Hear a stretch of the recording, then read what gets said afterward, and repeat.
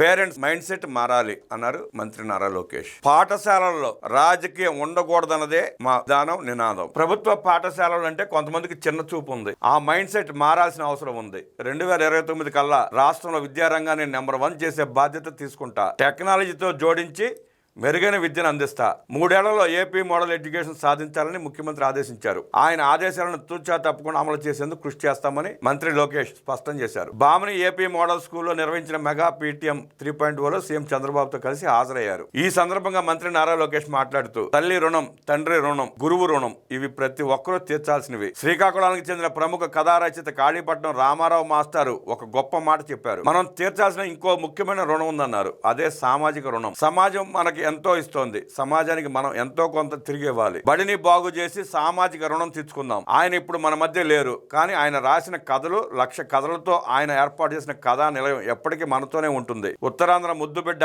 మన కారా మాస్టారు. ఆయన గురించి మీరంతా తెలుసుకోవాలి అని మంత్రి లోకేష్ ఉద్బోధించారు. దేశ భవిష్యత్తు క్లాస్ రూమ్ నుండే ప్రారంభమవుతుందని ముఖ్యమంత్రి చంద్రబాబు బలంగా నమ్ముతారు. ప్రపంచానికి నైపుణ్యమున్న యువతను ఇవ్వాలనేదే మన సీఎం కళ. ఆయన కళ నెరవేరాలంటే విద్యా వ్యవస్థకు పూర్వ వైభవం తేవాలి. ఇందులో అందరూ భాగస్వాములు కావాలి. బడిని బలోపేతం చేయాలి. అందరినీ బడితో అనుసంధానం చేయాలి. అదే లక్ష్యంతో ఉపాధ్యాయులు, విద్యార్థులు, తల్లిదండ్రులు, పూర్వ విద్యార్థులు, దాతలు, ప్రజాప్రతినిధులు అందరూ కలిసే వేదిక మెగా పీటీఎం ప్రారంభించాం. మొదటి మెగా పీటీఎం బాపట్లలో చేశాం. రెండో మెగా పీటీఎం సత్యసాయి జిల్లాలో చేశాం. మూడో మెగా పీటీఎం పార్వతీపురం మన్యం జిల్లాలో చేస్తున్నాం. ఈ 3 మెగా పీటీఎం కార్యక్రమాల్లో గౌరవ ముఖ్యమంత్రి గారు పాల్గొన్నారు. అభివృద్ధి వికేంద్రీకరణ ఎలా చేస్తున్నామో అన్ని ప్రాంతాల్లో విద్యపై కూడా ఫోకస్ పెట్టామని వివరించారు. పిల్లలు దేవుడితో సమానం. పిల్లలు మన భవిష్యత్తు. పిల్లలంటే నాకు బాగా ఇష్టం. అందుకే నేను విద్యాశాఖ ఎంచుకున్నా. మిమ్మల్ని చూస్తే నా పీటీఎం గుర్తుకు వస్తోంది. క్లాసులో మాది అల్లరి బ్యాచ్. మా క్లాస్ టీచర్ ఎప్పుడు అమ్మకి కంప్లైంట్ చేసేది. మా నాన్న నా పీటీఎంకు రాలేదు.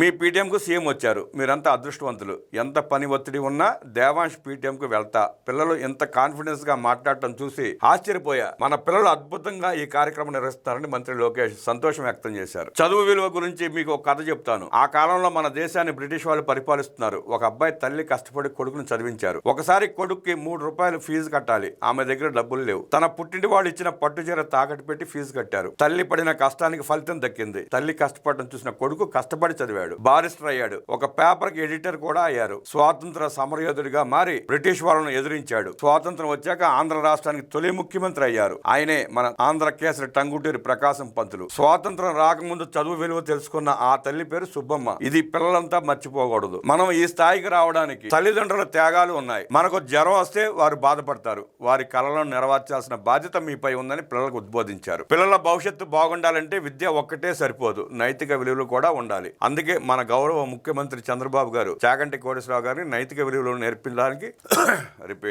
నైతిక విలువలు నేర్పడానికి సలహాదారుగా నియమించారు. చాగంటి కేబినెట్ ర్యాంక్ ఇచ్చిన ప్రభుత్వ వాహనం, ఫోన్ వాడటం లేదు. విద్యార్థుల కోసం ఆయన నైతిక విలువలపై పుస్తకాలు రూపొందించారు. 6వ తరగతి నుండి 10వ తరగతి పిల్లలకు నైతిక విలువల పాఠాలు చెబుతున్నాం. విజయవాడలో విలువల విద్యా సదస్సు ఏర్పాటు చేశాం.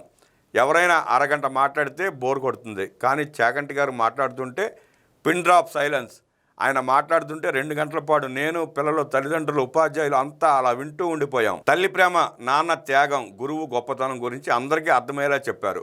ఆయన ఒక గొప్ప మాట చెప్పారు. మన తల్లితో చెప్పుకోలేని పనులు మనం అస్సలు చేయకూడదని అన్నారు. ఇంకో ముఖ్యమైన విషయం, మొన్న పుట్టపర్తిలో సత్యసాయిబాబా శత జయంతి వేడుకల్లో పాల్గొన్నాను.